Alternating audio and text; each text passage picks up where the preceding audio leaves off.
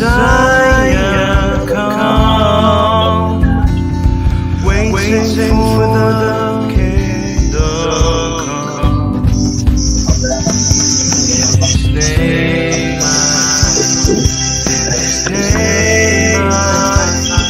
In His name I find the peace I seek. In His name I find.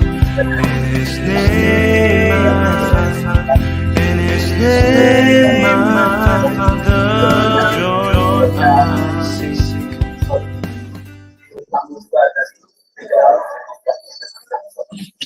Shalom, selamat malam, selamat bertemu kembali di Zoom Sema Adonai dalam pengajaran firman pada malam hari ini bersama Bapak Ferry Hermawan Winoto dengan judul Pohon. Kami menyambut teman-teman yang datang baru pertama kali bergabung di Zoom Sema Adonai. Selamat datang dan selamat mengikuti pengajaran firman pada malam hari ini. Kita juga tidak lupa menyapa selamat sore buat teman-teman yang ada di Jerman dan selamat pagi buat teman-teman yang ada di Amerika. Sebelum acara ini kita mulai, kita akan berdoa terlebih dahulu yang akan dibawakan oleh Ibu Heni. Kami persilakan. Ya, baik Bapak Ibu yang terkasih di dalam Tuhan, sebelum kita memulai pengajaran kita, mari kita berdoa. Bapa Surgawi, Bapa yang kami sembah di dalam nama Tuhan Yesus, kami mengucap syukur dan berterima kasih kalau pada saat waktu yang indah ini kami boleh ada kesempatan untuk belajar kebenaran firman-Mu. Bapa, kami memohon biarlah urapan-Mu turun Tuhan atas Bapak dosen kami, Pak Ferry yang akan memaparkan pengajaran mengenai pohon. Bapak, kami percaya ada berkat khusus buat kami. Engkau menyingkapkan kepada kami kebenaran firman Tuhan ini. Bapak berkati juga Ibu moderator kami, Bu Christine yang memimpin acara dari awal pertengahan sampai akhir. Bapak, kami menggunakan perangkat elektronik ya Bapak dan internet untuk menjabarkan pengajaran ini.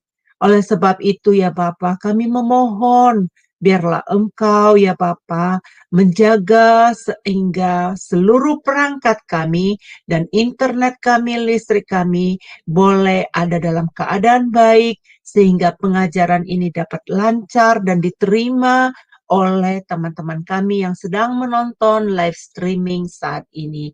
Bapak Surgawi, terima kasih Bapak. Di dalam nama Tuhan Yesus kami mengucap syukur. Haleluya. Amin. Amin, terima kasih.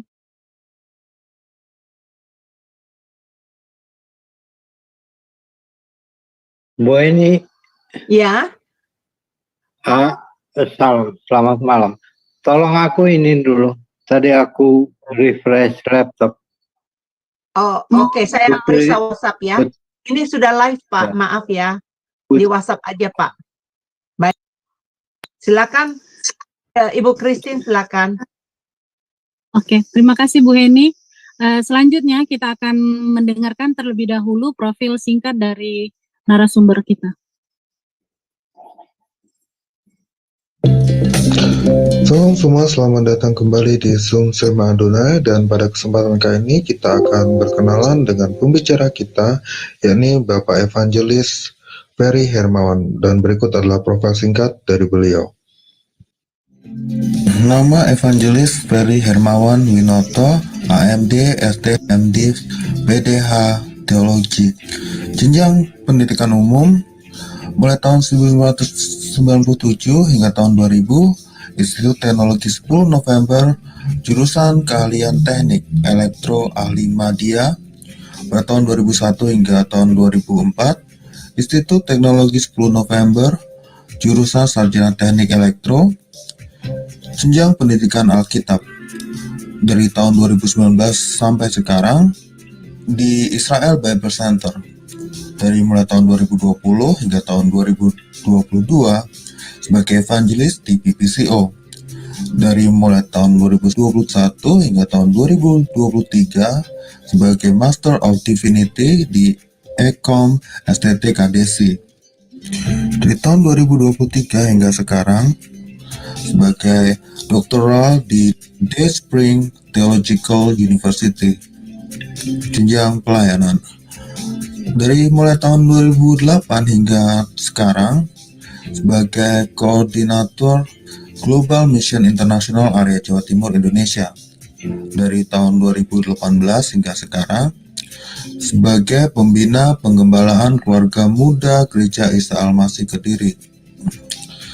Dari tahun 2003 hingga sekarang, sebagai koordinator Day Spring Theological University Indonesia. Beliau juga telah menerbitkan sebuah buku yang berjudul Mendengar Suara Tanah Perjanjian. Demikianlah profil singkat dari narasumber kita. Selanjutnya kita akan mendengarkan pemaparan tentang materi pohon dari Pak Ferry. Kami persilakan, Pak.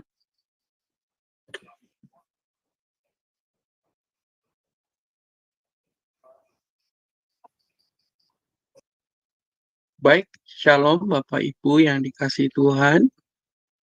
Dimanapun Bapak Ibu berada, saya menyapa kiranya damai sejahtera Tuhan, sukacita Tuhan ada di dalam kehidupan kita masing-masing. Dan saya berdoa Bapak Ibu sekalian tetap dalam kondisi sehat-sehat, terpelihara dalam hadirat Tuhan dan penyertaannya dalam kehidupan kita masing-masing. Dan pada pertemuan ini, saya akan melanjutkan dari pertemuan sebelumnya, di mana kita akan mempelajari makna-makna secara Jewish daripada konteks yang kita baca. Kita tahu bahwa Alkitab adalah firman Tuhan, dan Alkitab kita adalah firman Tuhan yang secara khusus diberikan Tuhan kepada bangsa Israel, yaitu umat yang dipilih olehnya menjadi umat pilihan. Sehingga firman Tuhan yang diberikan kepada bangsa Israel itu harus dimengerti dalam kacamata Israel, harus dimengerti dalam cara pandang bagaimana orang Israel berpikir. Dan kita yang hari ini menerima firman Tuhan akan belajar lebih dalam untuk memasuki ruang dan waktu. Baik Bapak Ibu, kelas hari ini saya berikan judul Pohon dalam Pemandangan Semitik. Kembali saya mengangkat quote dari Profesor Elie de Sorkin-Isenberg, seorang pengajar terkemuka di dalam Israel Bible Center, yang memberikan sebuah quote bahwa Alkitab tidak perlu ditulis ulang. Alkitab hanya perlu dibaca berulang-ulang. Inilah keluarbiasaan dari Alkitab. Walaupun itu merupakan tulisan, tetapi melalui tulisan itu kita dapat mendengar bagaimana firman Tuhan itu boleh berbicara dalam kehidupan kita masing-masing. Tulisan adalah sebuah tanda mati secara umum. Tulisan adalah sesuatu tanda yang memuat informasi dan hanya bisa dilihat dengan mata. Tetapi Alkitab kita bukan cuma hanya bisa dilihat dengan mata, tetapi juga dapat didengar dengan telinga kita masing-masing. Bukan dengan telinga jasmani, tetapi dengan telinga hati kita. Sebab saat kita membaca berulang-ulang, kita percaya Alkitab adalah firman daripada Tuhan. Oleh sebab itu, ketika kita membaca berulang-ulang, maka setiap hari ketika kita membaca, berulang-ulang pula kita akan mendapatkan suara, tuntunan, pimpinan, wahyu yang harus kita pegang dalam kehidupan kita dalam mengikut Tuhan. Pada kesempatan kali ini, saya ingin Bapak Ibu sekalian belajar dalam kacamata pembelajaran Jewish. Kita juga memerlukan dukungan-dukungan yang lain. Jadi Alkitab kita ini dapat dibaca dengan banyak kacamata, baik kacamata geografi, kacamata antropologi budaya, dan juga kacamata bagaimana huruf-huruf itu juga berbicara. Nah, Bapak Ibu, ada sebuah ilmu pengetahuan yang saya ingin Bapak Ibu juga mempelajarinya, sebab ini merupakan modal kita untuk kita memahami Alkitab ini lebih dalam. Di dalam Alkitab juga menggunakan pola bahasa yang disebut antropomorfik. Apa itu antropomorfik? Antropomorfik adalah istilah yang digunakan untuk menggambarkan atribut atau tindakan yang diberikan kepada Tuhan atau entitas ilahi dalam bentuk persamaan secara manusiawi. Apakah contoh gaya bahasa antropomorfik ini di dalam Alkitab? Kita tahu bahwa Tuhan ini tidak sama entitasnya dengan kita. Kita ini adalah manusia, mempunyai mata, mempunyai mulut, mempunyai anggota tubuh. Nah, Tuhan ini sesuatu yang di luar daripada manusia, dan bahkan manusia belum pernah mungkin secara face to face melihat Tuhan. Jadi dalam pengenalan akan Tuhan, manusia seringkali menggambarkan seolah-olah Tuhan ini mempunyai apa yang dipunyai oleh manusia. Sebagai contoh, begini Bapak Ibu. Tuhan yang dapat melihat ketika saya berada di kota Malang hari ini, dapat melihat di tempat saya, Tuhan juga bisa melihat Bu Heni yang ada hari ini, saya nggak tahu ini Bu Heni di California atau di New York, juga dapat melihat teman kita yang hari ini ada di Jerman, juga dapat melihat Bu Christine yang ada di Medan, juga dapat melihat rekan-rekan dimanapun Bapak Ibu berada.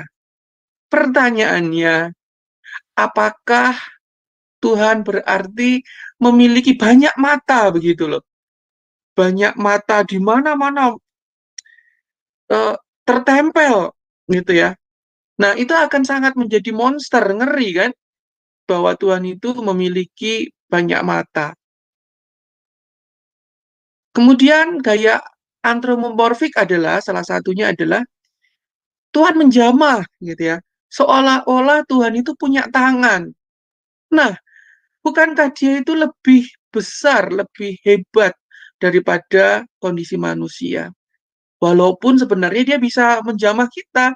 Pertanyaannya, seolah-olah Tuhan itu punya tangan. Nah, kalau Tuhan bisa menjamah saya, Tuhan juga bisa menjamah Bapak Ibu audiens sekalian. Berarti apakah Tuhan itu tangannya itu banyak? Apakah tangan Tuhan itu panjang seberapa terus dia dari surga bisa mengulurkan tangannya kepada Bapak Ibu sekalian? Nah, itu adalah gaya bahasa antropomorfik. Membuat yang divine dapat dipahami dengan pemahaman-pemahaman manusia dalam bentuk-bentuk manusiawi. Mendeskripsikan pernyataan Tuhan yang menyerupai atau punya kaitan dengan manusia. Kita percaya bahwa Alkitab adalah firman Allah. Apakah Alkitab itu bisa berkata-kata, bisa mengeluarkan suara, bisa sound? Kan tidak, Bapak Ibu. Tetapi ketika kita membaca, kita seolah-olah bertemu Tuhan yang berbicara. Nah, seolah-olah Tuhan berbicara gitu loh, mengeluarkan sound. Nah, kalau kita mendengar suara Tuhan, suaranya seperti apa dong? Apakah suaranya seperti petir yang menyambar atau suaranya merdu seperti seorang penyanyi kan? Nah, ini adalah gaya bahasa antropomorfik. Segala sesuatu yang tidak bisa diterjemahkan, hal-hal rohani yang tidak bisa dibicarakan secara manusia diberikan gambar untuk dapat meresapi, untuk dapat mengkoneksikan, menghubungkan antara divine sama realita gitu loh. Sama apa yang kita rasakan.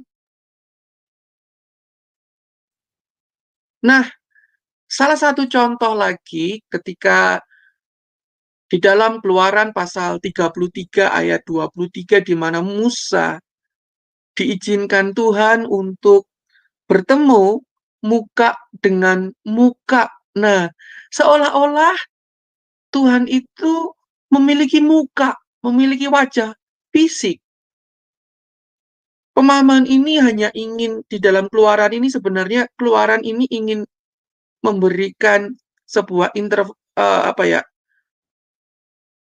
memberikan presentasi bahwa sedemikian dekatnya Musa ini dengan Tuhan, gitu loh. Apakah Musa face to face sungguhan dengan Tuhan? Perjumpaan spiritual Musa atau spiritual encountering Musanya sendiri, mungkin Musa menceritakan kepada murid-muridnya, kepada Yosua, bahwa dia berjumpa berhadapan muka dengan Allah.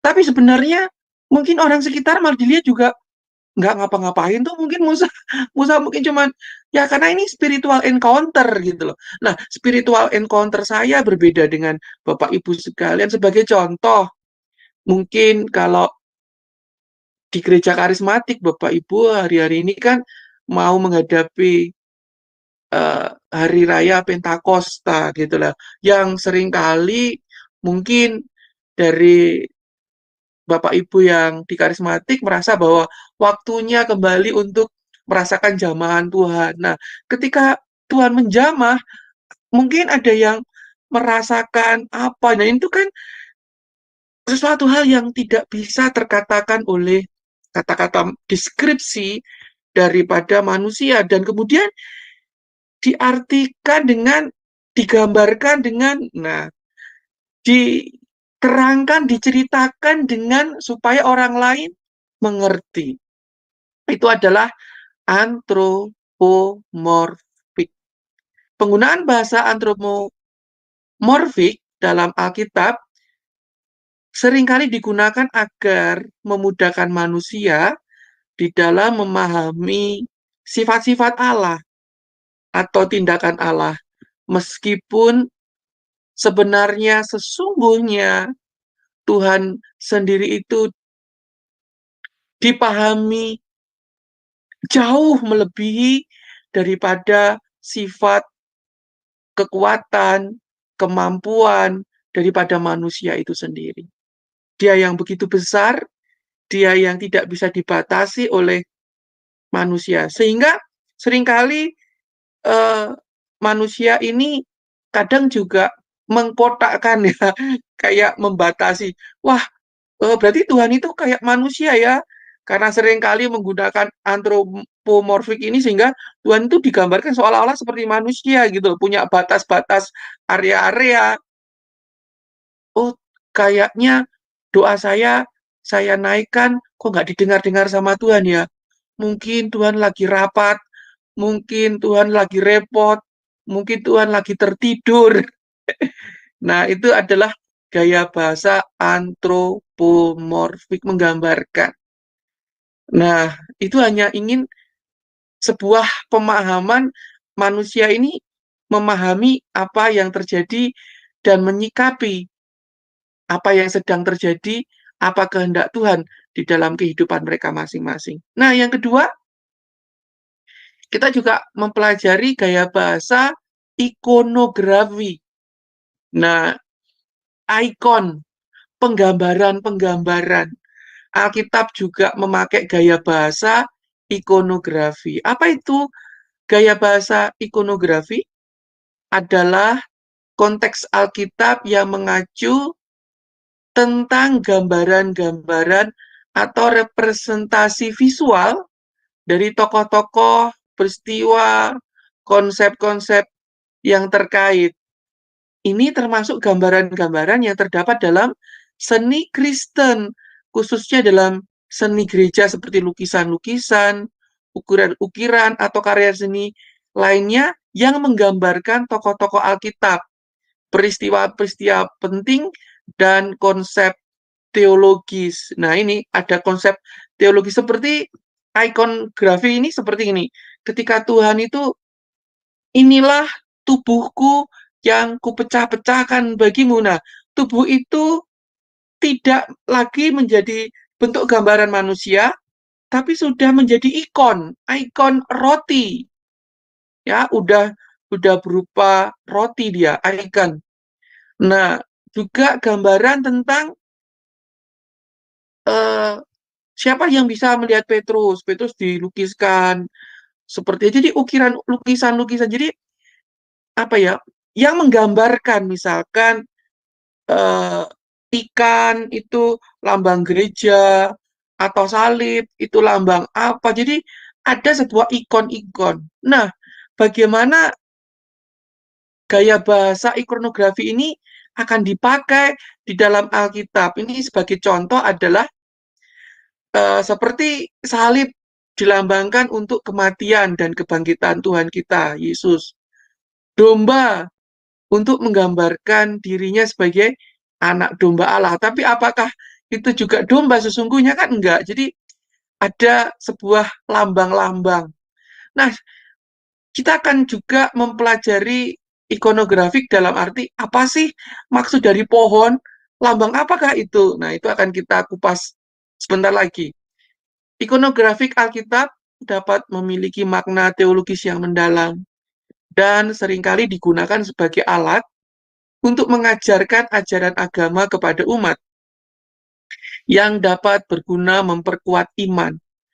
Selain itu, ikonografi Alkitab juga mencerminkan tradisi budaya tempat gambaran tersebut dibuat. Karena begini juga Bapak Ibu, zaman dulu itu kan nggak ada multimedia lengkap seperti kita, yang peristiwa itu bisa direcord dengan kamera, dilihat menggunakan mata, ada visualisasinya, ada sound-nya yang bisa direkam, ada gerakan-gerakan yang bisa kita lihat. Pada saat dulu itu, sebuah informasi hanya diberikan melalui tulisan. Kemudian, sebenarnya tulisan itu kan dalam perkembangan zaman waktu itu juga dilukis, Bapak Ibu. Jadi lukisan misalkan Aleph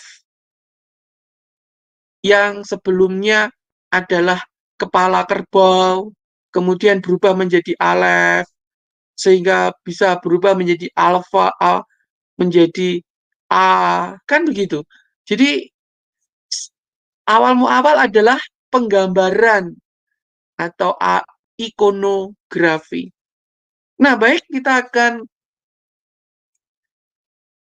memasuki sebuah pemahaman apakah pohon, ikonografi apa, antropomorfik apa yang ada di dalam pohon. Kata pohon pertama kali itu muncul dalam Kejadian pasal 1 ayat yang ke-11.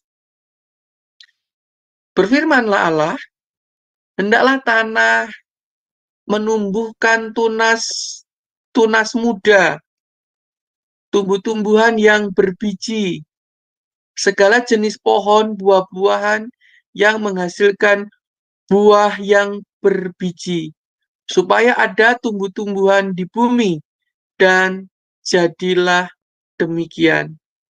Saya ingin mengulangi lagi, Bapak Ibu sekalian. Berfirmanlah Allah, hendaklah tanah menumbuhkan tunas-tunas muda. Apa yang di dalam pikiran Bapak Ibu ketika Bapak Ibu membaca, hendaklah tanah menumbuhkan tunas-tunas muda. Pertanyaan saya Bapak Ibu, apakah pernah ataukah adakah tumbuh-tumbuhan yang tidak memerlukan media tanam untuk dia bisa hidup?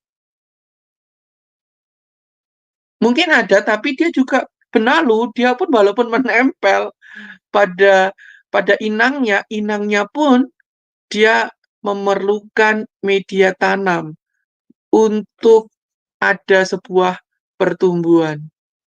Nah, kalau kita lihat kenapa biji itu harus tertanam di dalam sebuah rahim. Dia harus, plasenta itu memberikan seperti akar ya, seperti akar, plasenta itu mengakar kepada tubuh seorang wanita untuk menumbuhkan tunas-tunas muda. Jadi ini apa, bahasa ini bahasa penggambaran, bahasa ikon. Hendaklah tanah menumbuhkan tunas-tunas muda, tumbuh-tumbuhan yang berbiji, segala jenis pohon, buah-buahan yang menghasilkan buah yang berbiji. Bapak Ibu, tolong diingat baik-baik Kejadian pasal 1 ayat 11. Saya ulangi sekali lagi karena ini sedikit berat, Bapak Ibu perlu konsentrasi. Hendaklah tanah menumbuhkan tunas-tunas muda, lalu tunas muda itu menjadi tumbuh-tumbuhan, lalu tumbuh-tumbuhan itu menghasilkan biji, dan tumbuh-tumbuhan itu juga menghasilkan buah. Jadi ada kaitan antara tumbuhan dengan biji, dan ada kaitan tumbuhan dengan buah. Saya ulangi, di dalam Kejadian pasal 1 ayat yang ke-11, kita melihat dengan jelas bahwa tumbuh-tumbuhan itu ada kaitan dengan yang berbiji. Biji itu apa sih? Biji itu seed ya. Ya Pak, biji itu memang seed. Biji itu benih.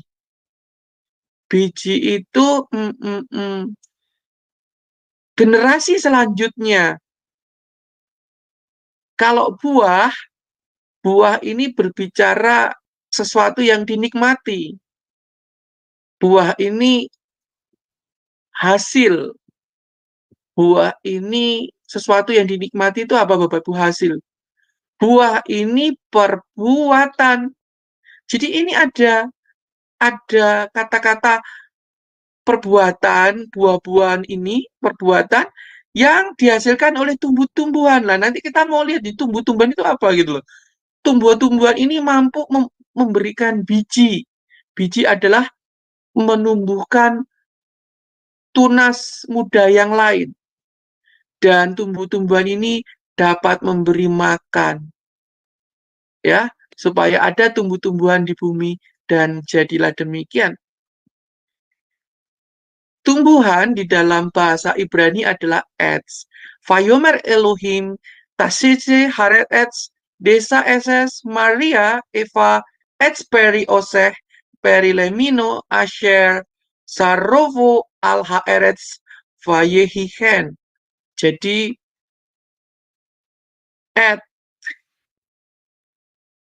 etz ini adalah kata yang menunjukkan pohon. Nah, kalau bahasa Indonesia, itu pohon itu ya pohon. Ya pohon itu pohon. Nggak ada definisi yang lain. Ketika tulisan pohon ini, ketika kata pohon ini Bapak Ibu baca di dalam otak Bapak Ibu, sudah ada gambaran pohon. Nggak ada gambaran yang lain, nggak ada. Di dalam bahasa Inggris mungkin tree ya. Jadi ketika Bapak Ibu membaca bacaan itu bahwa itu adalah trees, pohon-pohon, ya yang di gambaran otak itu ya pohon.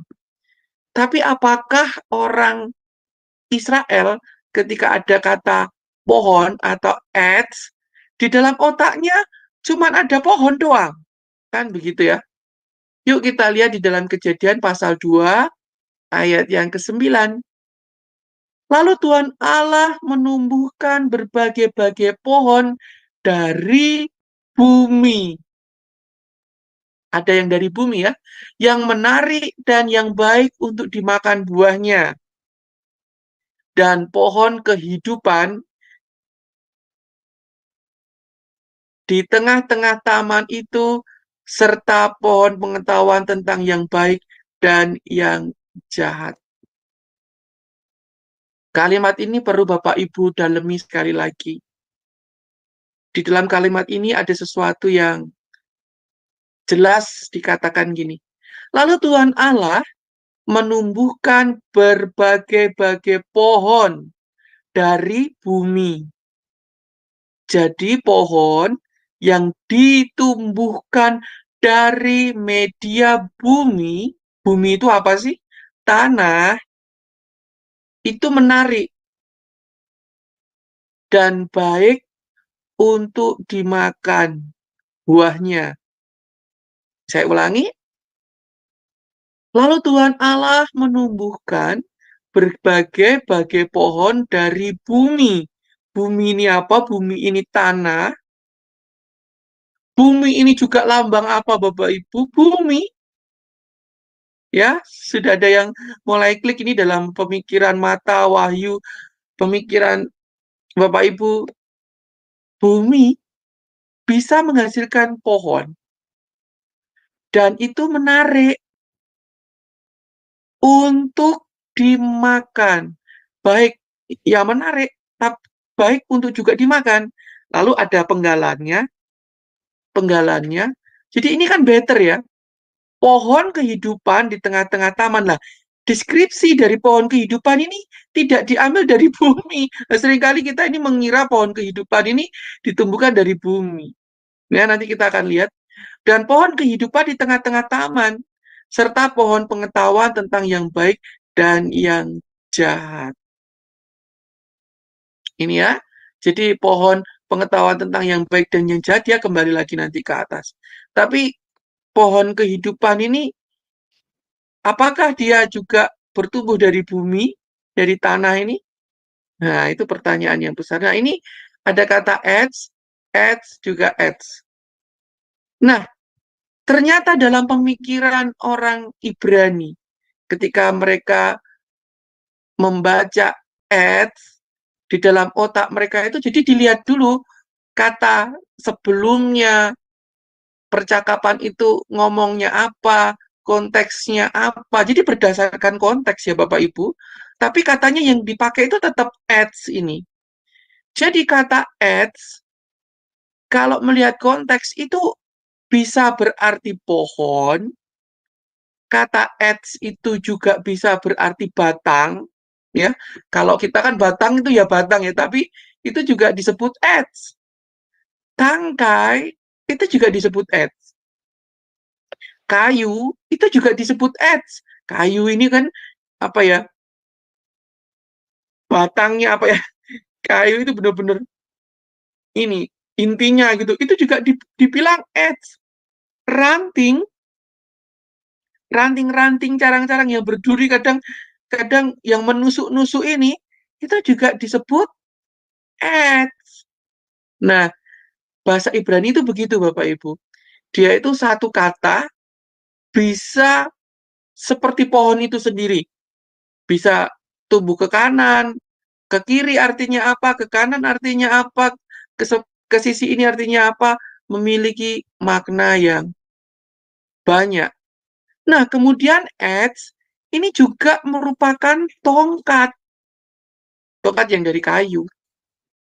Edge adalah tongkat yang juga dari kayu. Makanya kemarin itu ada juga pemahaman para rabi, di mana para rabi itu juga mengerti bahwa ketika Yakub,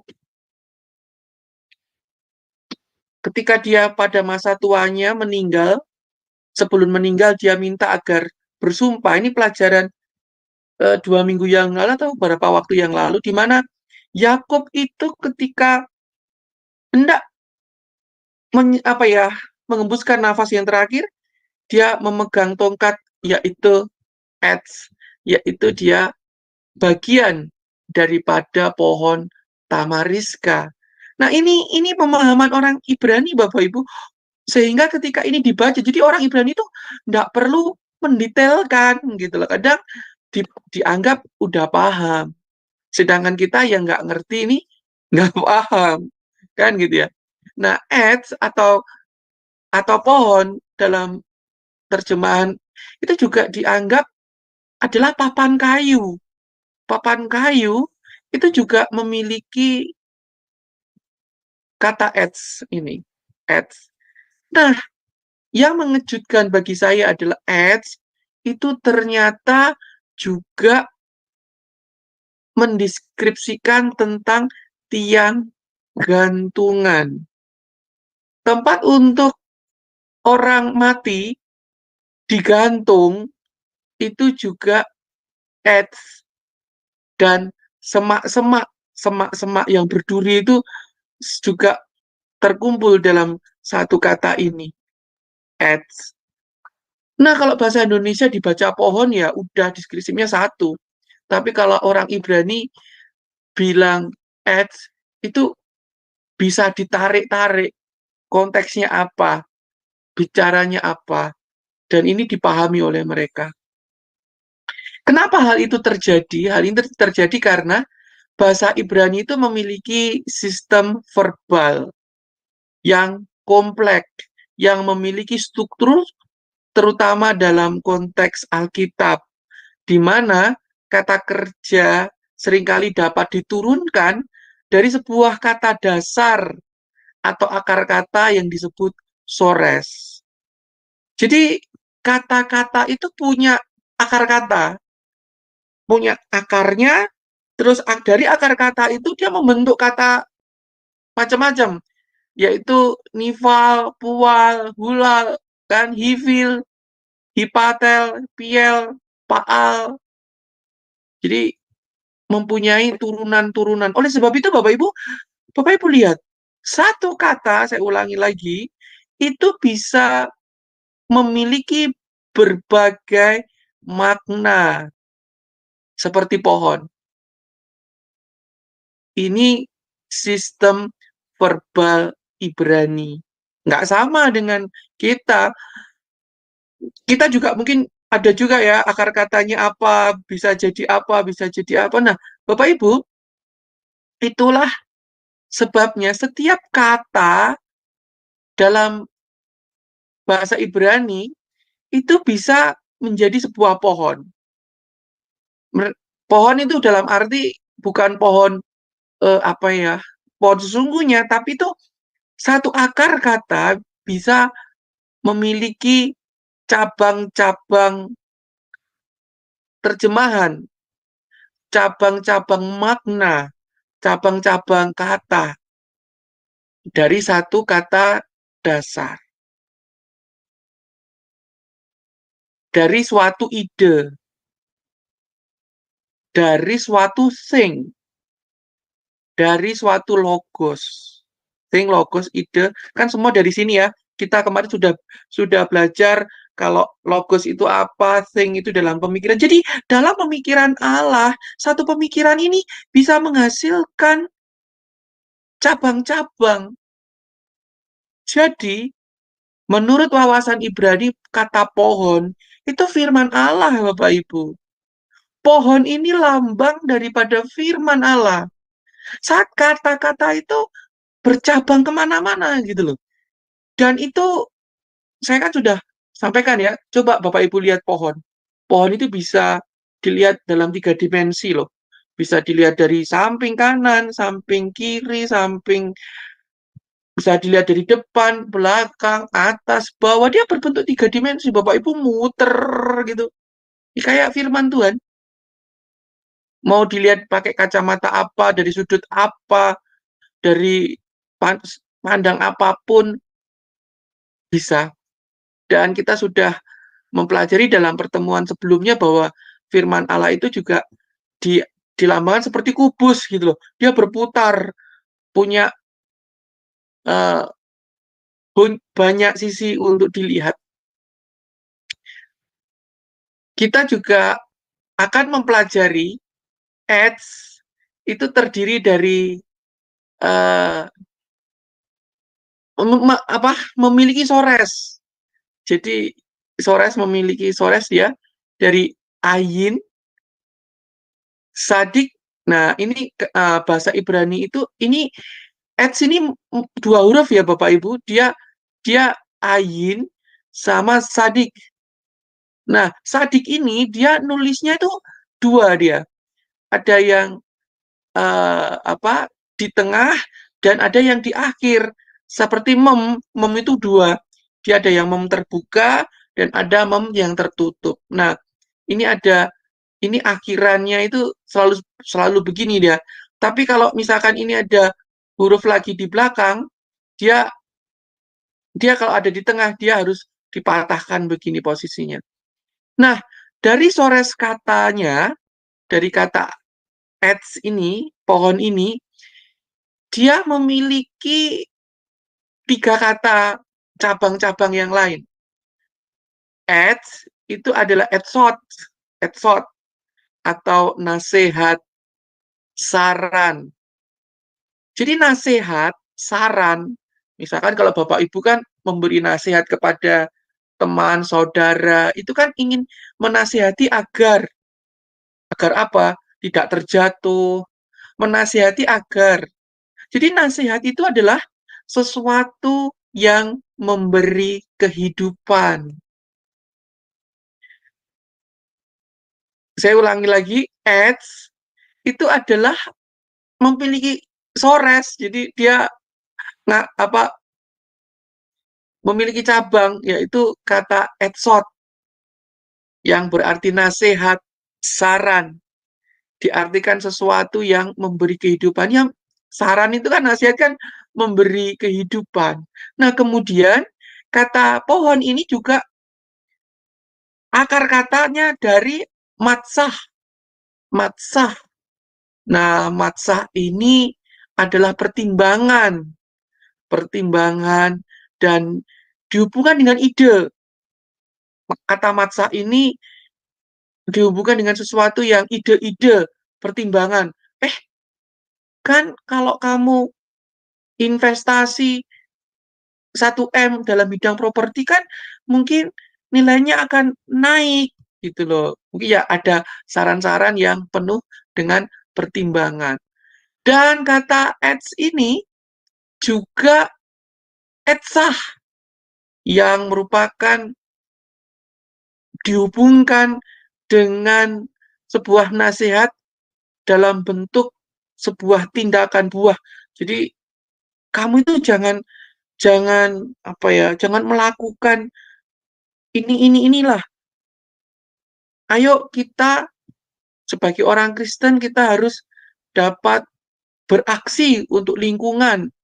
Yaitu kita dapat hidup berbuah, melakukan tindakan, melaksanakan firman itu dengan cara berbuah. Jadi tindakan yang didasarkan dari ide, tindakan yang didasarkan dari sebuah pemikiran, itu adalah buah. Dari sini Bapak Ibu bisa tangkap ya. Jadi apa sih ketika Adam dan Hawa memakan buah, itu juga memiliki makna alegori. Bahkan mungkin itu hanya sebagai gambaran bahwa sebenarnya Adam dan Hawa telah melakukan sesuatu akibat dari pola pikir dia yang sudah teracuni dengan pola pikir dunia.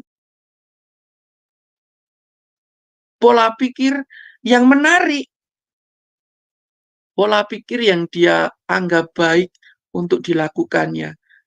Dia sudah tidak menganggap bahwa pemikiran Tuhanlah yang terbaik dalam kehidupan dia, nasihat Tuhanlah yang terbaik, merasa bahwa Tuhan itu kan pada dimensi lain. Lah, saya ini kan dimensi saya kan ada di bumi gitu loh. Saya kan lagi ada di taman ini gitu loh. Dia punya pemikirannya sendiri, bukan pemikiran-pemikiran Tuhan yang menjadi landasan untuk dia melakukan sesuatu tindakan, tetapi sudah tumbuh dari pemikiran-pemikiran yang dia pikir sendiri, sehingga tumbuhan itu berbuah suatu tindakan. Dengan melihat sores kata, kita dapat melihat bahwa dalam bahasa Ibrani, bahkan sebuah kata yang sederhana seperti pohon dapat memiliki konotasi makna yang dalam terkait dengan gagasan-gagasan seperti sebuah pertumbuhan, gagasan tentang kehidupan, gagasan tentang pertimbangan-pertimbangan. Dengan demikian, dari satu sores, kita dapat melihat beberapa kata yang memiliki makna dan peran yang berbeda dalam sebuah kalimat. Hal ini menunjukkan fleksibilitas dan kedalaman makna yang terkandung dalam bahasa Ibrani, terutama dalam konteks Alkitab, di mana menggunakan kata-kata yang berasal dari sores yang sama dan seringkali digunakan untuk memberikan nuansa atau makna tambahan pada teks yang ditulis oleh penulis, dan penulis mungkin ingin menyampaikan korelasi-korelasi dan pemahaman-pemahaman yang terkandung di dalam berita yang ingin dia sampaikan. Nah, Bapak Ibu dikasihi Tuhan, mari kita kembali melihat pohon yang kita lihat di depan adalah sebuah kata-kata, sebuah pemikiran. Nah, pohon kehidupan, ini pohon kehidupan ya, saya gambarkan seperti di depan layar Bapak Ibu. Nah, pohon kehidupan adalah pohon yang memiliki akar sumber dari langit. Tetapi pohon pengetahuan memiliki sumber akar dari tanah, dari bumi. Pohon kehidupan adalah kata-kata, pemikiran, ide, gagasan dari Tuhan. Kehidupan, sebab ketika saya punya anak, Bapak Ibu, saya seringkali memberikan kata-kata larangan. Jangan berenang di tempat yang dingin-dingin, nanti masuk angin. Jangan sembarangan lompat-lompat. Jangan sembarangan lari-lari, nanti tertabrak mobil. Nah, itu sebuah kata-kata kehidupan loh untuk anak saya. Tetapi apakah di dalam pemikirannya dia itu, kata-kata saya ini, bagaimana itu gagasan-gagasan itu kan menjadi sebuah pertimbangan-pertimbangan dari dalam hatinya sendiri. Nah, sebenarnya kata-kata firman Tuhan itu memberikan kehidupan kepada kita. Tetapi kita juga memiliki sebuah kata-kata, sebuah pemikiran-pemikiran yang tumbuh dari dunia. Dunia itu apa sih? Dunia adalah lingkungan kita. Dunia adalah tempat kita hidup. Dunia mungkin di mana kita dididik. Dunia mungkin berbicara tentang latar belakang pendidikan kita, keluarga kita, kebudayaan kita, kebiasaan kita. Ya, apa yang di dalam pemikiran Bapak Ibu? Apakah di dalam pemikiran Bapak Ibu itu bersumber dari sekeliling Anda, atau dia bersumber daripada Sang Bapa Ilahi yang sedang ingin agar Bapak Ibu sekalian ini hidup?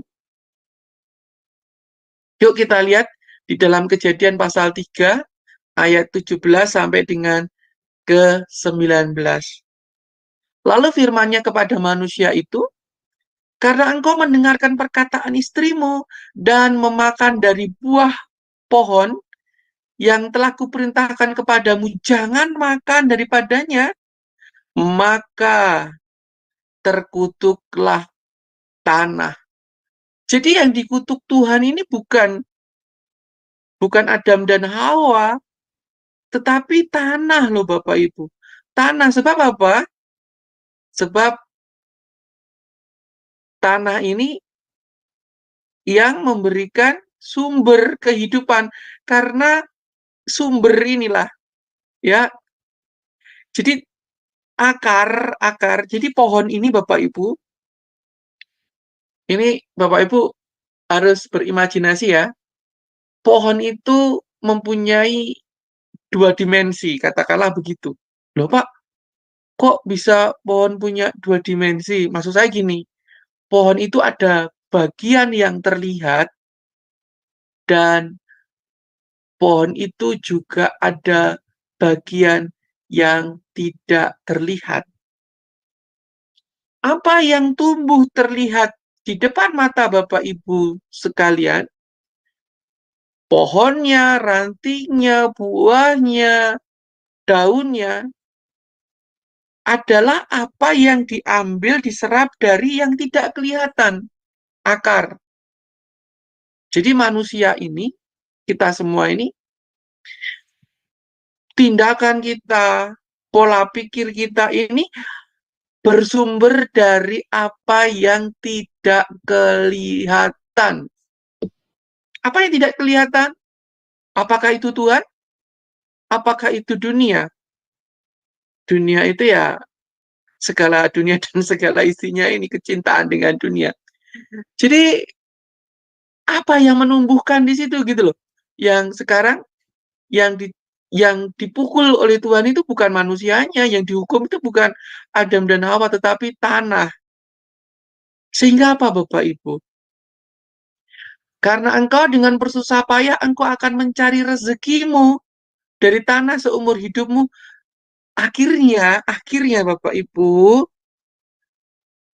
karena tanah yang dikutuk sama Tuhan, nah, saya ulangi sekali lagi ya, kalau tanah ini subur, kalau tanah itu penuh dengan nutrisi dan dia tidak tercemar, pokoknya baik, apa yang dihasilkan?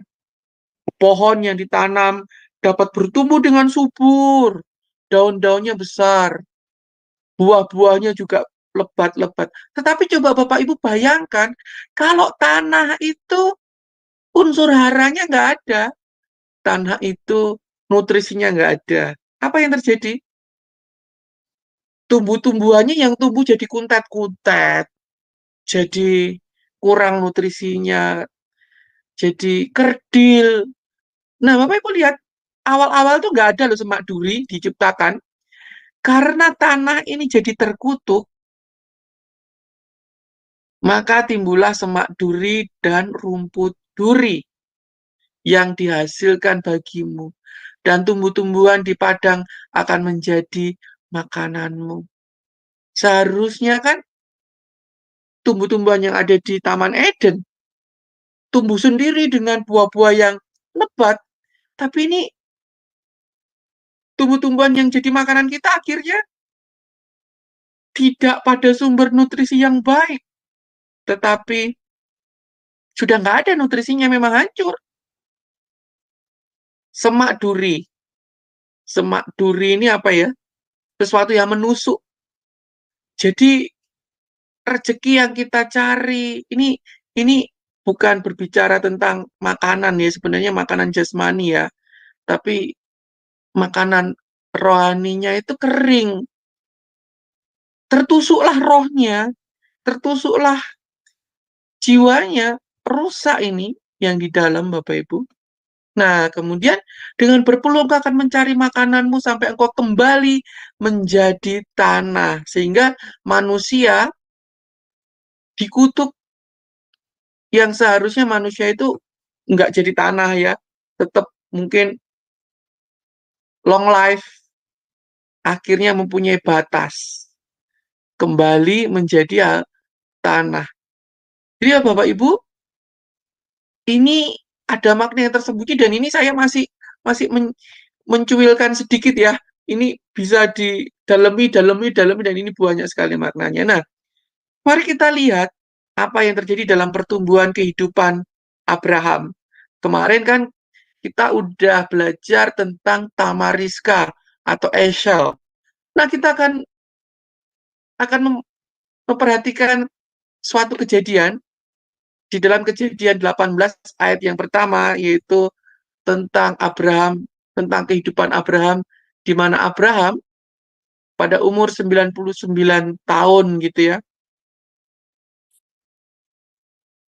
Atau saya nggak tahu ini umurnya berapa, saya lupa ini. Tuhan menampakkan diri, oh sorry, ini umurnya 99 tahun Bapak Ibu. Karena 1 tahun setelah Abraham berjumpa dengan 3 divine itu, kemudian dia memiliki Iskak, lahirlah Iskak. Nah, di dalam Kejadian 18 ayat yang pertama, kemudian Tuhan menampakkan diri kepada Abraham dekat pohon terbantin di Memre, sedang ia duduk di pintu kemahnya waktu hari terik. Pohon terbantin dalam bahasa Ibrani adalah Elah, Alef, Lamet, dan He. Elah, bacanya Elah. Saya ulangi, Alef, Lamet, He. Kejadian 21 ayat 33 ya. Ini udah rentang waktu yang lama ya, dari Kejadian 18 menjadi 21 ini udah sekian puluh tahun sudah tertarik jauh dia. Kejadian 21 ayat 33. Lalu Abraham menanam sebatang pohon tamariska Eshel di Bersova dan memanggil di sana nama Tuhan Allah yang kekal. Nah, pada awal mulanya ini adalah Alef, Lamet, He. Dan ternyata He-nya itu nggak ada, tapi di sisi Shin. Alef, Shin, Lamet. Jadi ini ada, intinya adalah Alef dan Lamet. Nah, ini ada kekuatan He, dan ini ada kekuatan Shin yang ada di tengah-tengah. Shin itu kemarin kita sudah mempelajari kalau Shin ini lambang gigi, gigi yang menghancurkan, sesuatu yang menghancurkan. Jadi dan Shin ini juga saya belum mempelajari ya. Maksudnya saya dalam konteks ini saya belum memberikan pelajaran ini kepada Bapak Ibu sekalian. Nah, dalam bahasa Ibrani kuno, Alef, saya sedikit mengangkat kembali agar Bapak Ibu ingat, Alef itu adalah kepala sapi atau kepala lembu, dan filosofi dari huruf Alef adalah kepemimpinan yang pertama, di mana seorang kepala seringkali dianggap simbol. Kepala sapi ini yang kerboin itu kan, lembu itu kan membajak sawah. Membajak sawah artinya memberikan kehidupan, dan mereka ini kan menanam gandum, menanam hasil-hasil tanam mereka itu dibajak dengan menggunakan lembu. Nah, Alef ini juga mempunyai lambang otoritas kepemimpinan yang bijaksana dan kuat. Nah, Alef ini juga merupakan kesatuan dan keseimbangan, karena sapi ini atau lembu itu dia kalau membajak sawah itu tidak bisa satu, tapi harus 2. Nah, ini kan harus seimbang dan harus harmonis. Jadi Alef ini, kepala lembu ini, lambang kesatuan dan lambang keseimbangan. Dia juga merupakan lambang kebijaksanaan dan lambang kepemilikan pengetahuan. Jadi Alef itu juga dilambangkan pengetahuan, ajaran. Terus juga diartikan kreativitas atau potensi. Huruf Alef itu interpretasi dari lambang sebuah potensi yang dimampukan untuk terwujud. Kemudian Lamet. Lamet itu adalah digambarkan sebagai lambang tongkat gembala. Lamet ini tongkat gembala atau kan gitu ya. Aduh, ini berhubung-hubung loh. Lamet ini digambarkan sebagai tongkat gembala, tongkat belas kasihan, tongkat otoritas, pengajaran, bimbingan. Dia juga melambangkan tentang pengajaran Lamet, seperti tongkat gembala mengarahkan domba-dombanya, dan dia juga tentang kesetiaan, kepatuhan. Gembala ini kan, tongkat ini kan memberikan kepatuhan, nilai-nilai kesetiaan, ketaatan, tanggung jawab, pencarian, pengetahuan, melambangkan pencarian pengetahuan, keselarasan, dikaitkan dengan shalom atau keselamatan. Jadi Lamed ini memiliki filosofi yang begitu melekat. Kemudian he itu juga digambarkan sebagai pintu. He itu juga dilambangkan jendela. Jadi tempat keluar masuknya angin. Pintu keluar angin, jendela juga bisa keluar masuknya angin. Jadi he itu sering dianggap simbol rohani yang terbuka. Jadi dunia spiritualisme yang terbuka, yang dari dalam keluar, itu dilambangkan he, sebuah hembusan. Sering juga dilambangkan kehidupan, kesempurnaan hidup. Juga dilambangkan rekonsiliasi, juga dilambangkan penerimaan dan sebuah pemahaman. Shin ini dilambangkan juga sebagai gigi yang menghancurkan, tulisannya, dan itu adalah lambang api, kebangkitan, lambang kekuatan perlindungan. Shin juga lambang transformasi, sebuah lambang perubahan. Nah, Bapak Ibu, dari lambang-lambang ini ya, ada Aleph, ada He, ada Shin, ada Lamed yang digunakan dalam kehidupan Abraham. Abraham awalnya menanam, Bapak berjumpa dengan 3 divine, dengan pohon terbantin. Kemudian pada saat dia udah tua, dia menanam pohon tamariska atau eshel. Nah, apa itu artinya elah? Elah, Aleph, Lamed, He, bisa merupakan bacaan bahwa pada masa ini Abraham mempunyai sebuah pemahaman bahwa tongkat gembala itu adalah Allah. Jadi dibaca dari sini adalah elah. Abraham begitu memahami bahwa Allah lah ini, Aleph ini adalah Allah, Aleph ini adalah pemimpinnya itu, gembalanya ini, gembala ini kan tongkat ya, ada jadi hidupnya ini, dia tahu hidupnya ini bisa hidup karena ada tongkat gembala, pimpinan tuntunan dari Allah itu sendiri. Jadi tongkat gembala yang daripada Allah, inilah yang menuntun kehidupan Abraham. Abraham punya, pada masa ini dia langsung tahu hidupnya dipimpin. Dia dipimpin Tuhan untuk terus melangkah dalam janji-janji Tuhan.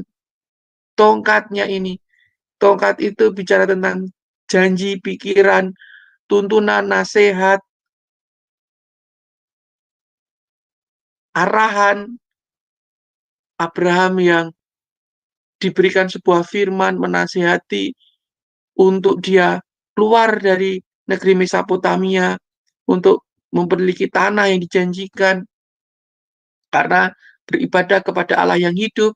Nah, Eshel berbicara di mana tahap kerohanian Abraham, pemahaman Abraham sudah memahami bahwa Allah lah yang menghancurkan. Shell ini kan suatu kehancuran atau suatu kekuasaan yang menghancurkan tongkat gembalanya dia, pemahaman-pemahaman. Jadi tongkat ini kan juga berbicara pegangan hidup, berbicara pengertian kehidupan. Jadi Allah lah yang menghancurkan pengertiannya dia. Abraham dalam harmoni dengan sang gembala bangkit. Ini kan juga menjadi arti kebangkitan. Jadi Allah lah yang membangkitkan Abraham di dalam pengertian, di dalam tongkat gembala yang Allah berikan. Jadi Abraham ketika menanam pohon Eshel, Dia sudah menghancurkan segala pengetahuan dia, menghancurkan segala keimanannya dia dan mempertaruhkan bahwa yang dia percayai ini dapat bertahan dalam iklim yang ekstrim. Sedangkan ini tadi iklimnya kan nggak ekstrim, teduh dia menerima janji-janjinya. Jadi walaupun di masa akhirnya dia sudah punya iman, walaupun tidak ada alasan untuk hidup, walaupun tidak ada alasan untuk bertahan, imannya akan tetap bertahan. Kalau di sini dia percaya, waduh, aku sudah percaya, maka apa yang ku percaya akan dipenuhi. Maka dia dapat anak Iska 1 tahun kemudian. Tetapi pada masa ini, dia benar-benar percaya, walaupun mungkin dia tidak dapat melihat keturunannya sebanyak bintang di langit. Dia percaya bahwa keturunannya akan sebanyak bintang di langit dan pasir di lautan. Dia sudah percaya, walaupun dia tidak melihat nantinya, walaupun dia akan mati dikubur, dia percaya bahwa tanah ini, negeri Israel ini akan menjadi milik pusakanya, walaupun pada saat itu dia belum punya tanah. Di dalam Kejadian 21 ini dia belum punya tanah. Nanti di dalam kejadian selanjutnya tanahnya itu juga yang dia miliki adalah tanah kuburan atau gua Mapelah di Hebron. Awalnya aja masih begitu, Bapak Ibu yang dikasih Tuhan.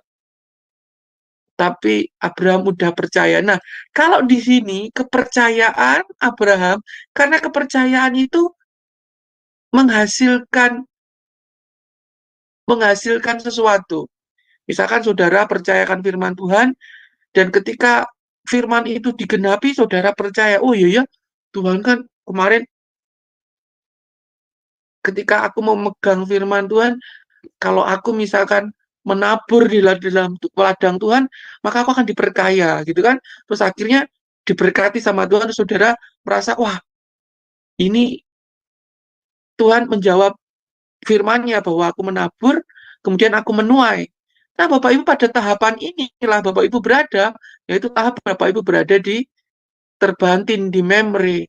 Tetapi pada level selanjutnya, Bapak Ibu kayak punya suatu iman, kayak suatu pengertian, walaupun mungkin dengan taburan, Bapak Ibu menabur di ladang Tuhan, walaupun mungkin nanti tidak kembali, walaupun nanti mungkin, ternyata kan ada orang ya, yang menabur itu berharap kembali, berharap diperbanyak Tuhan 100 kali lipat, berapa kali lipat gitu. Tapi kalau Bapak Ibu pada level Abraham kayak begini, walaupun katakanlah Bapak Ibu, walaupun mungkin Tuhan tidak mengembalikannya, yang tidak dirasa bagi Bapak Ibu sekarang, Bapak Ibu tetap tahu bahwa janji Tuhan adalah iya dan amin.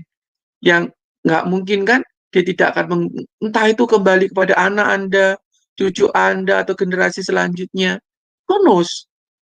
Dan iman Bapak Ibu tidak pada iman reward di sini, tapi iman yang give, memberi terus kepada Tuhan, bukan iman yang beri aku Tuhan, agar aku percaya, beri aku bukti, sembuhkan aku dulu, aku akan mengikut Engkau. Nah, gitu kan.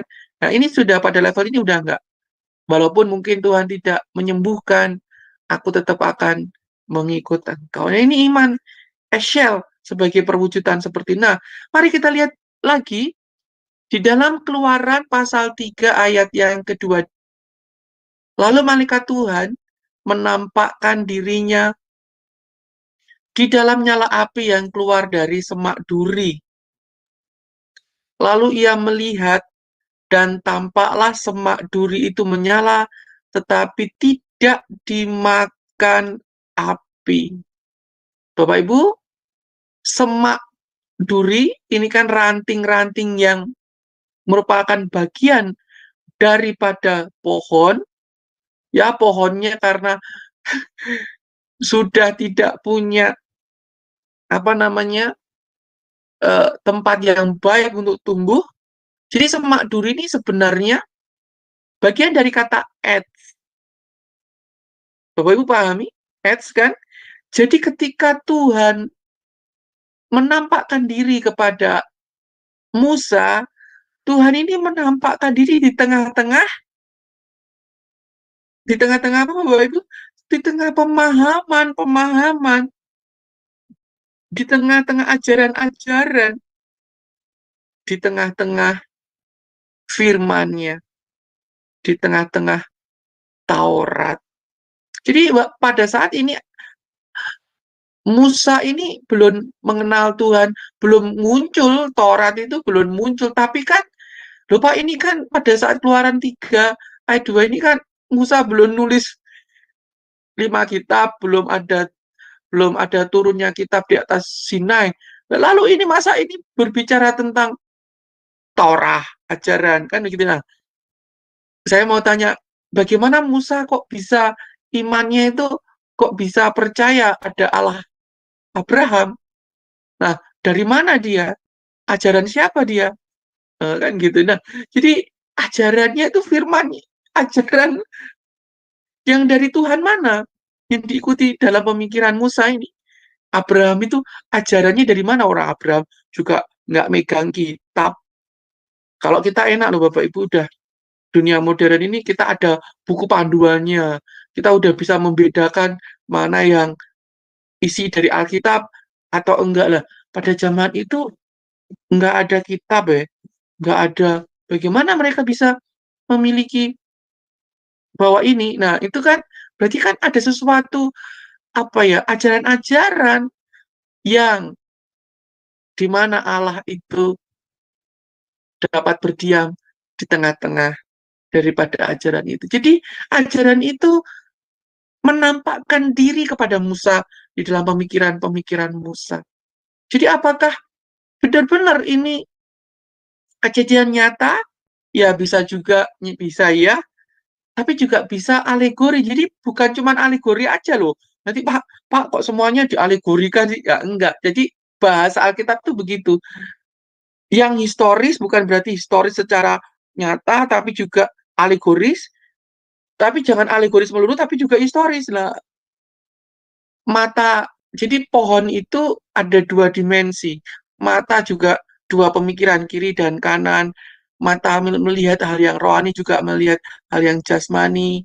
Kalau kita memuji Tuhan, kita mari beri kemuliaan bagi Tuhan, kita tepuk tangan begini. Tepuk tangan kita ini kan dilakukan dalam kondisi jasmani, tapi sebenarnya terhubung dengan hal-hal yang rohani. Jadi itu sama seperti ini loh Bapak Ibu. Nah, di dalam Matius 27 ayat 26, mereka menganyam sebuah mahkota duri dan menaruhnya di atas kepalanya, lalu memberikan dia sebatang bulu di tangan kanannya. Kemudian mereka berlutut di hadapannya dan mengolok-olok dia, katanya, "Salam, hai Raja orang Yahudi." Perhatikan dengan baik. Mahkota duri. Itu dari mana ini mahkota duri? Ini kan juga kata ads. Ini kan kata ads toh Bapak Ibu. Dan makanya kepalanya Tuhan itu, makanya mahkota duri ini ditaruh di kepala. Apa artinya?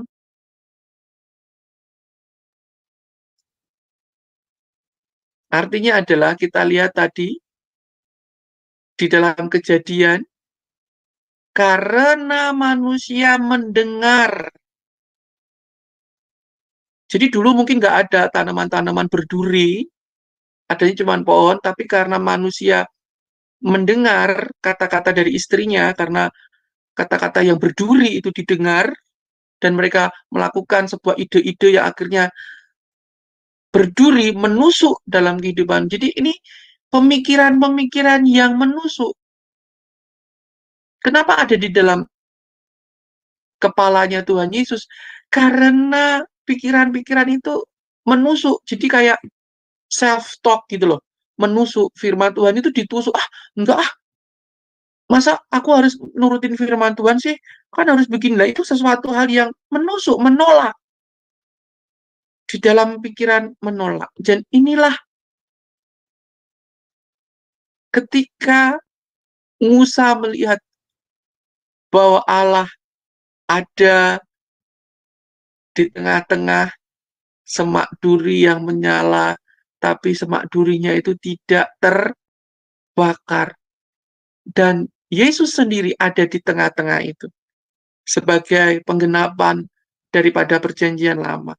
Nah, di dalam perjanjian lama saya ingin Bapak Ibu juga mengerti, ternyata tiang api ini di dalam Keluaran 13 ayat 21, Tuhan berjalan di depan mereka pada siang hari dalam tiang awan untuk menuntun mereka di jalan, dan pada waktu malam dalam tiang api untuk menerangi mereka sehingga mereka dapat berjalan siang dan malam. Artinya apa, Bapak Ibu? Berjalan siang dan malam. Apakah bangsa Israel itu, coba Bapak Ibu lihat, ini ada makna lambang loh. Tuhan berjalan di depan mereka. Berarti kan Tuhan itu yang memilih jalan. Di waktu siang dan di waktu malam.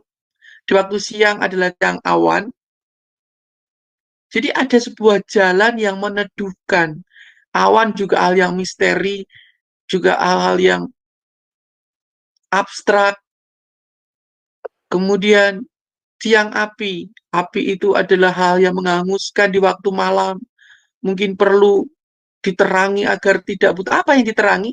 Berjalan mengikuti Tuhan. Ini Tuhan itu berkemah di tengah-tengah pemikiran-pemikiran. Bapak Ibu lihat bangsa Israel. Di tengah padang gurun apa yang mereka lakukan? Isinya tuh bersungut. Hadirat Allah di tengah-tengah mereka, tuntunan Allah untuk berjalan, dilawan dengan sungutan-sungutan. Jadi ini adalah ketika Yesus sendiri mengenakan mahkota duri. Keren ya Bapak Ibu? Ini simbol-simbol ikonografi antropomorfik yang ada di dalam Alkitab kita. Ketika Tuhan berada di tengah-tengah kita adalah ketika Tuhan dimahkotai duri, adalah ketika kita ini engkel-engkelan dengan pemikiran-pemikiran kita sendiri untuk melawan kebenaran-kebenaran, nasihat-nasihat kehidupan yang Tuhan Yesus sendiri berikan kepada kita.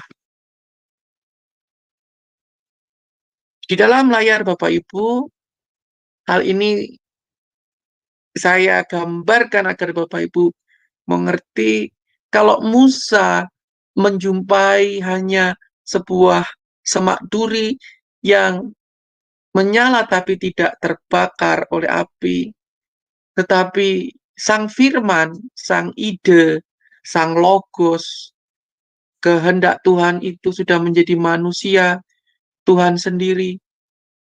Kalau dikatakan dalam perjanjian lama bahwa Musa itu berhadapan muka dengan Tuhan, lebih bagaimana para murid-murid yang sudah berhadapan muka dengan muka itu sendiri dengan sang firman.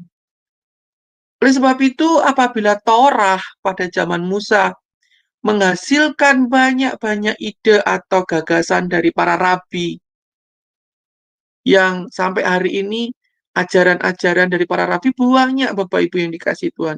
Oleh sebab itu kemarin ada bapak-bapak yang bertanya dan saya memberikan masukan untuk mengerti Torah ini. Kita harus melihat ini loh. Torah ini kan firman. Nah, firman ini sudah menjadi manusia.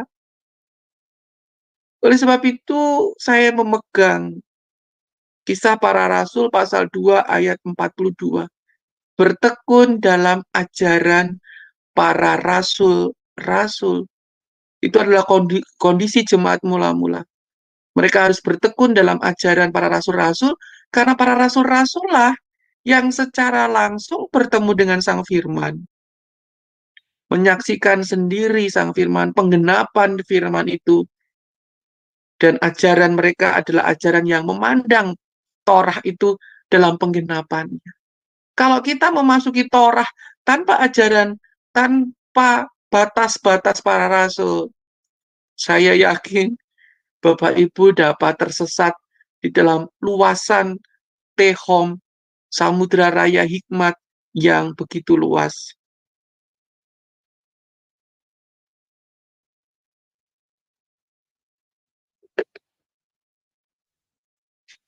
Baik Bapak Ibu, karena waktu, saya akan mengakhiri pada PPT yang ke-36 ini. Kita akan sambung minggu depan, dan saya akan menjelaskan sambungan daripada apa yang telah kita bahas. Saya serahkan kepada moderator. Mungkin ada tanya jawab. Saya persilakan. Terima kasih Pak Ferry atas pemaparannya.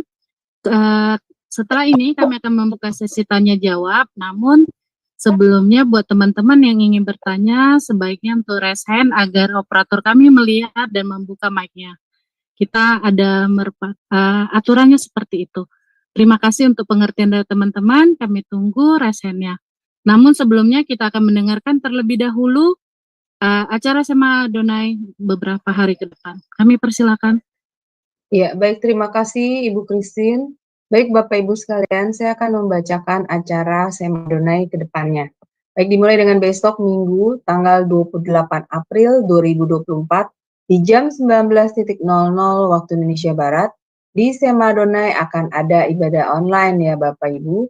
Dan untuk tema ibadah kita adalah cara mengasihi Tuhan part yang pertama.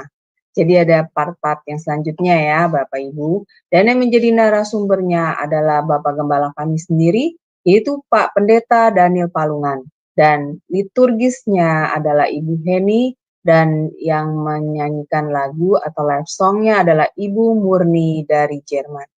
Ya, selanjutnya di hari Senin 29 April 2024, di jam 21:10 waktu Indonesia Barat, di SMA Adonai akan kembali ada kelas pembelajaran firman ya Bapak Ibu, dan temanya kali ini adalah hidup adalah peperangan, diambil dari Nats Yosua 5. Dan yang menjadi narasumbernya seperti biasa Pak Pendeta Dr. Setio Nugroho MTH, dan moderatornya adalah Bro Agus. Selanjutnya ini adalah renungan pagi SMA Adonai yang diadakan setiap hari dari Senin sampai dengan Sabtu, dimulai dari jam 5.30 pagi dan dilayani oleh hamba-hamba Tuhan yang sangat memberkati. Jadi Bapak Ibu sekalian, untuk renungan pagi SMA Adonai, kemudian untuk renungan pagi dari Bapak Gembala kami sendiri, yaitu Pak Pendeta Daniel Palungan, yang diadakan setiap hari Jumat 1 kali dalam seminggu, dan juga ibadah online SMA Adonai, hanya Bapak Ibu dapat ikuti di channel Cahaya Firman saja. Jadi tidak di-live-kan di channel-channel yang lain. Oleh sebab itu, bagi Bapak Ibu yang belum mensubscribe channel baru kami, channel Cahaya Firman, tolong bantu subscribe channel YouTube baru kami, sehingga keseluruhan acara-acara SMA Adonai, terutama yang tidak di-live-kan di channel-channel lain, kecuali di channel Cahaya Firman, dapat Bapak Ibu ikuti. Dan juga tolong bantu share kepada yang lain ya Bapak Ibu, sehingga semakin banyak orang yang juga bisa mengikuti keseluruhan acara-acara dari SMA Adonai. Dan juga dengan begitu Bapak Ibu sekaligus telah membantu channel kami, channel Cahaya Firman, untuk menjadi lebih berkembang dan menjadi berkat lagi bagi banyak orang. Terima kasih Bapak Ibu atas perhatiannya. Tuhan berkati. Demikianlah acara SMA Adonai ke depannya. Selanjutnya kita membuka sesi tanya jawab. Buat teman-teman yang ingin bertanya, boleh raise hand terlebih dahulu sehingga operator kami mampu melihat dan membuka mic-nya.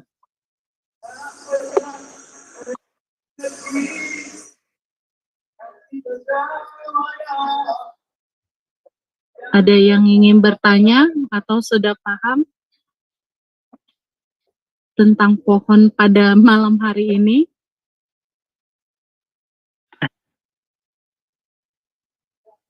Pak Frans. Minggu lalu tidak mampu bertanya, hari ini boleh Pak Frans kalau mau.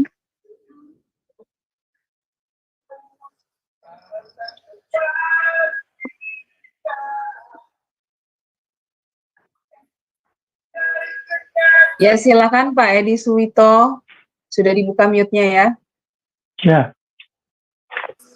ya shalom. Oh, suaranya Halo kedengaran. Pak. Sudah Ya, terdengar terdengar Pak Pak. Edi, silakan Pak Edi. Ya, saya mau nanyakan yang tadi yang ini. Yang pengertian ads, tapi yang di pengertian ads yang di Semak Duri, Matius 27 ayat 29. Itu Ya, tadi saya kurang jelas, ya. Bisa diulang gitu ya. gimana Pak? Pengertian ads yang ada di Semak Duri, kenapa kok bisa Semak Duri itu adalah pohon? Gitu maksudnya Bapak? Iya, jadi kan itu kan apa Pak? Tadi antropomorfik ya. Atau itu kan kaitannya sama itu itu ya. Gitu. ikonografik Pak, itu ikonografik Oh Pak. ya, iya ikonografik. Mungkin Iya. maknanya bisa diulang gitu ya. Terima kasih. Oke, terima kasih Pak Edi. Saya ulang sedikit lagi ya.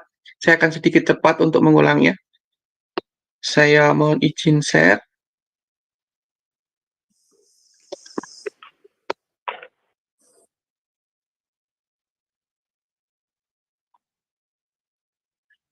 Jadi Pak Edi, kata ads ini menunjukkan gambaran pohon secara umum. Tetapi bahasa Ibrani tidak seperti bahasa Indonesia yang saklek kalau kata pohon itu ya pohon. Kata ads dalam bahasa Ibrani itu bergantung dengan kata-kata yang memuatnya.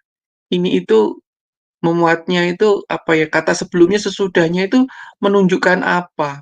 Nah, ads itu bisa diartikan pohon, ads itu bisa diartikan batang, ads itu bisa diartikan tangkai, ads itu bisa diartikan ranting, kayu. Ini ada ranting bagian daripada pohon. Jadi yang disebut ads itu adalah keseluruhan bagian daripada tanaman itu yang kelihatan di atas. Jadi ads itu adalah juga termasuk semak duri. Nah, kenapa kok bisa semak duri? Ya, ads itu juga berarti tongkat, ads itu juga berarti papan kayu, ads itu juga berarti tiang gantungan. Nah, kok bisa juga ini ads kok bisa berarti semak duri ya, Pak? Nah, hal ini karena juga terjadi karena di sini bahwa di mana ketika tanah itu terkutuk, Kejadian 3 ayat 17 sampai dengan 19, ketika tanah itu terkutuk, maka tumbuhlah semak duri dan rumput duri.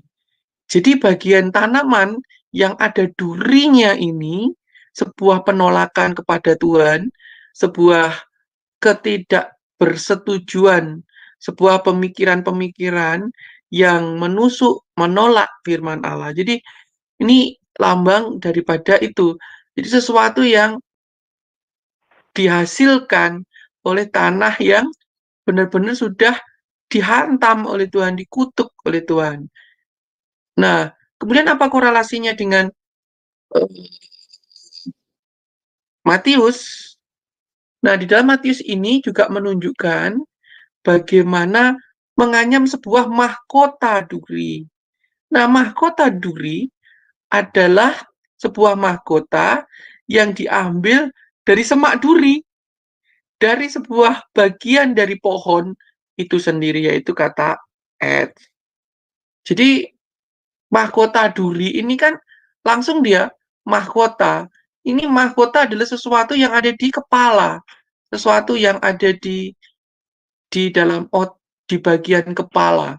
Kepala ini berbicara tentang Aleph ya, kalau dalam bahasa Ibraninya berbicara tentang Aleph.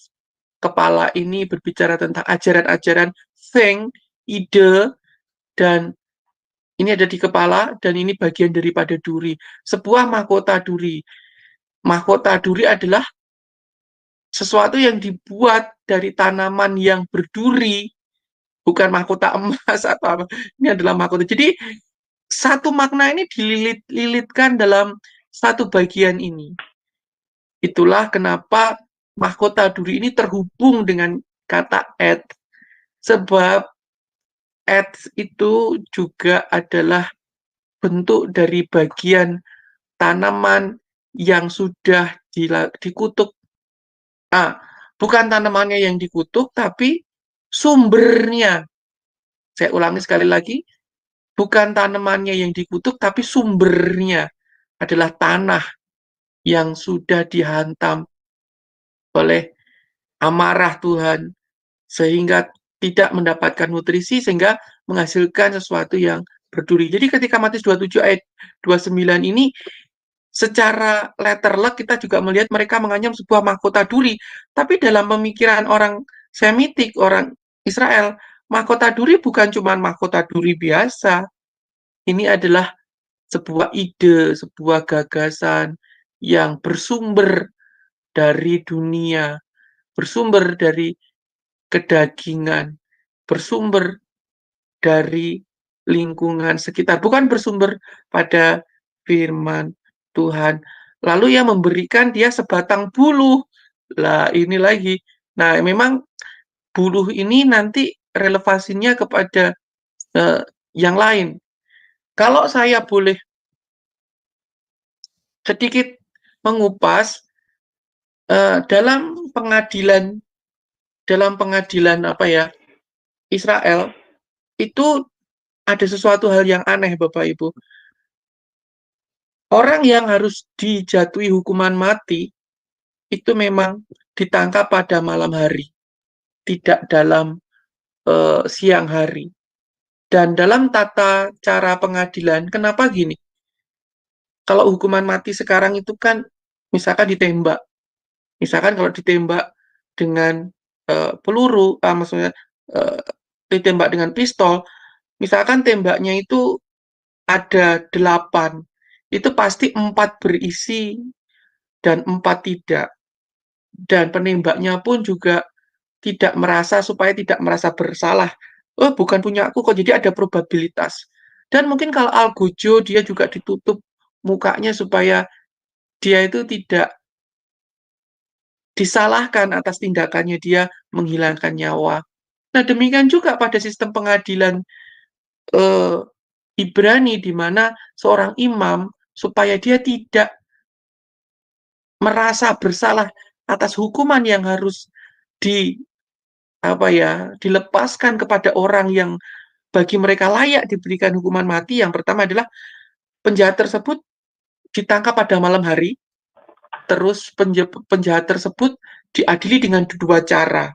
Kalau benar-benar ditemukan dia harus mati, maka mereka akan menyalakan sebuah pelita yang lampunya itu punya kadar misalkan berapa jam atau cuma 1 malam, atau pokoknya minyak itu ada batasnya untuk menyala. Dan kalau minyak itu mati, maka kan sumbunya itu kan pudar. Kalau pudar pasti mati. Nah, kalau lentera atau pelita itu sumbunya itu benar-benar pudar, mati, maka orang itu harus dihukum mati. Tapi, misal kalau minyaknya itu sudah habis, sudah waktunya sumbu itu seharusnya sumbu itu mati, tetapi karena terjadi interferensi yang bukan dari manusia, terjadi turut campur bukan dari manusia, seharusnya benda itu mati tapi ternyata bisa menyala terus, maka orang itu terbebas dari hukuman mati. Lalu yang kedua, buluh. Buluh ini sebuah tanaman yang mereka akan kalau bahasa Jawa ini dikipat-kipat nih gitu loh Bapak Ibu. Jadi misalkan kalau padi itu kan kalau berisi penuh dia akan menunduk ya. Terus kemudian tangkainya itu disentil-sentilin. Nah, kalau bulu itu tersentil dia patah, orang itu akan dihukum mati. Tapi kalau ada turut campur kemustahilan bukan tangan manusia, ketika hal itu dikipatke gitu ya, dia seharusnya patah tapi ternyata tidak patah, orang itu pun juga bebas dari hukuman mati. Oleh sebab itu ada lagu Mazmur dikatakan buluh yang terkulai takkan dipatahkannya, sumbu yang telah pudar takkan dipadamkannya. Sebenarnya itu adalah dari kebudayaan bagaimana cara pengadilan bangsa Israel untuk menghukum mati para narapidana yang terhukum mati. Jadi ini buluh ini ya ini bisa saya terangkan dalam satu kali pertemuan panjang ini, oke? Mungkin itu Pak kaitannya antara mahkota duri dan ads itu dari dan kata pohon itu tadi. Terima kasih Pak Edi. Ya, ya terima kasih Bagaimana? pencerahannya Tuan Bidang. Ya cukup jelas, cukup Oke. jelas. Terima kasih. Oke, Pak Edi, terima kasih. Selanjutnya, jika masih ada teman-teman yang ingin bertanya, boleh resen terlebih dahulu. Pak Ferry, ada sedikit yang ingin saya tanyakan yang saya ini pengen tahu. Pak Ferry kan ada menjelaskan tentang mahkota duri itu mengibaratkan tentang perkataan dari perempuan terhadap Adam itu. Maksudnya perkataan itu adalah duri-duri itu ya Pak? Iya, jadi apa ya? Perkataan itu adalah sumber yang bukan bersumber dari firman.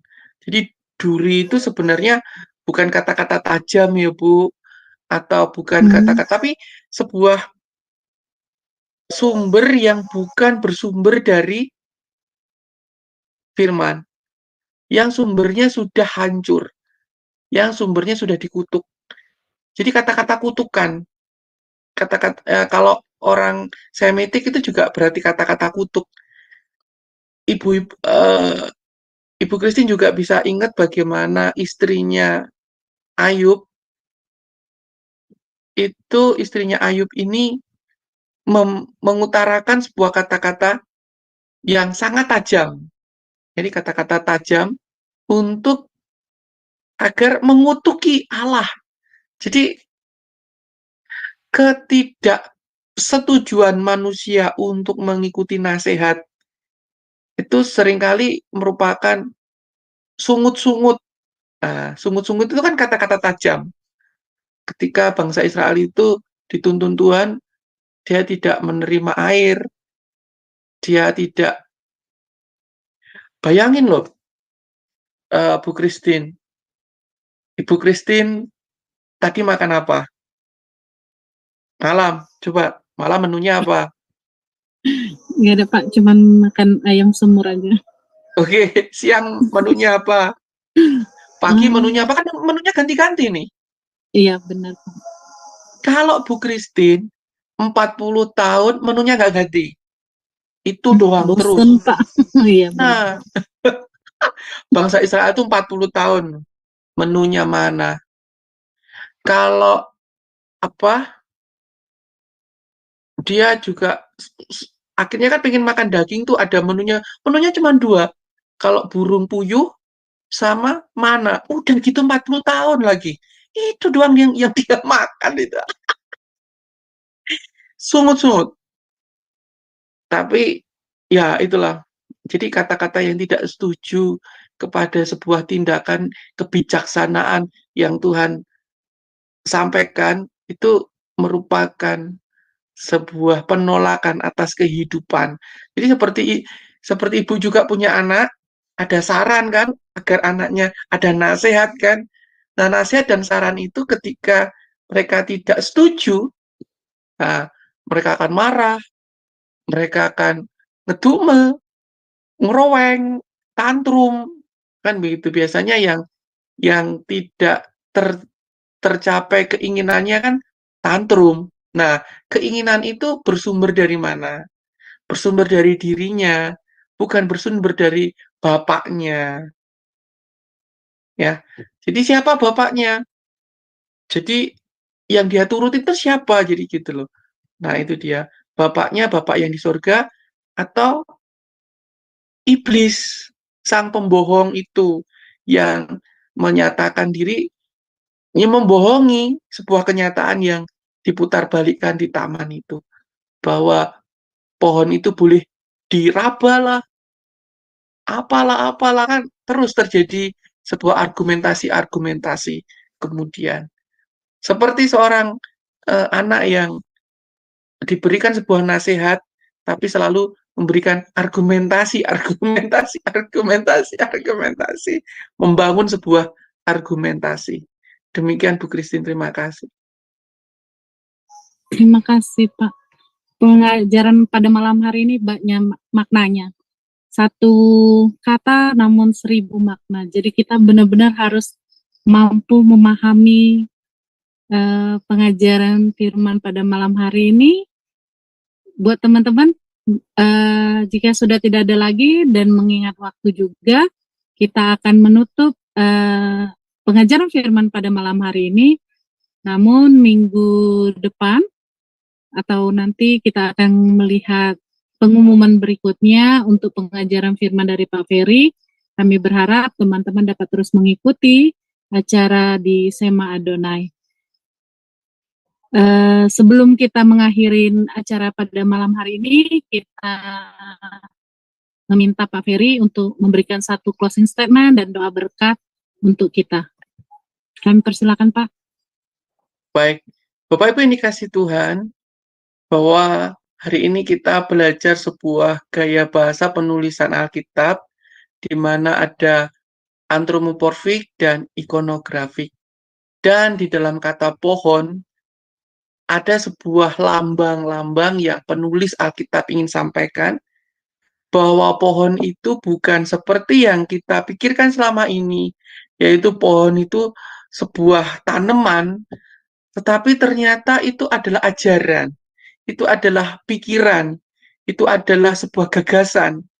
Nah, pohon itu sendiri memiliki dua sisi yang terlihat yaitu biji, sisi yang terlihat yaitu buah, dan juga sisi yang tidak terlihat yaitu akar. Jadi apa segala sesuatu dalam kehidupan kita yang kita hasilkan, entah tindakan yang menjadi buah, entah itu apa yang kita tanamkan untuk investasi, semuanya itu adalah hasil dari pemikiran-pemikiran, renungan-renungan. Kalau Bapak Ibu hari ini menginvestasikan, memberikan tindakan mempelajari firman Tuhan, Bapak Ibu sedang bersumber mengakar kepada surga itu sendiri, yaitu pohon kehidupan. Tetapi apabila Bapak Ibu bersumber sendiri terhadap tanah, dunia, Bapak sendiri sedang melakukan sesuatu yang menarik hati, karena dunia ini ada sesuatu yang menarik. Hidup sukses itu menarik. Punya tanah, punya rumah yang bagus itu menarik. Punya mobil yang mewah itu menarik. Mengumpulkan hal-hal buat kepribadian kita ini hal yang menarik. Oleh sebab itu Bapak Ibu yang dikasih Tuhan, firman Tuhan tidak dapat dipahami hanya dalam satu layer-layer saja, dan kita perlu terus belajar, perlu terus memaknai agar semakin hari kita dapat bertumbuh untuk mengenal Bapa yang hidup, yaitu Sang Pemberi kehidupan. Mari kita berdoa. Terima kasih Tuhan atas pelajaran kesempatan hari ini. Ajar kami mengerti, memahami pengajaran hari ini agar kami dapat membaca kehendak-Mu, firman-Mu lebih dalam lagi. Dan terlebih hari ini kami belajar agar kami bisa mengikuti nasihat-Mu, bisa melakukan dengan baik apa yang Engkau nasihatkan, karena apa yang Engkau nasihatkan adalah yang memberi kehidupan bagi kami. Bukan apa yang kami pandang baik, apa yang menarik bagi kami, yang kami lakukan. Terpujilah nama-Mu, di dalam nama Bapa dan Putra dan Roh Kudus, diberkatilah Bapak Ibu sekalian, baik yang di Zoom saat ini maupun yang menyaksikan dalam tayangan YouTube. Dalam nama Tuhan Yesus Kristus, Tuhan Yesus memberkati. Shalom. Terima kasih Pak Ferry untuk pengajaran firman pada malam hari ini. Tuhan memberkati pelayanan Bapak. Buat teman-teman semuanya, kami juga mengucapkan terima kasih. Kami tetap mengundang buat teman-teman untuk dapat mengikuti pelayanan pengajaran firman di Zoom Sema Adonai dari Senin sampai Sabtu, dan kita juga ada ibadah online pada hari Minggu. Sampai ketemu lagi. Tuhan Yesus memberkati. Shalom, shalom, shalom.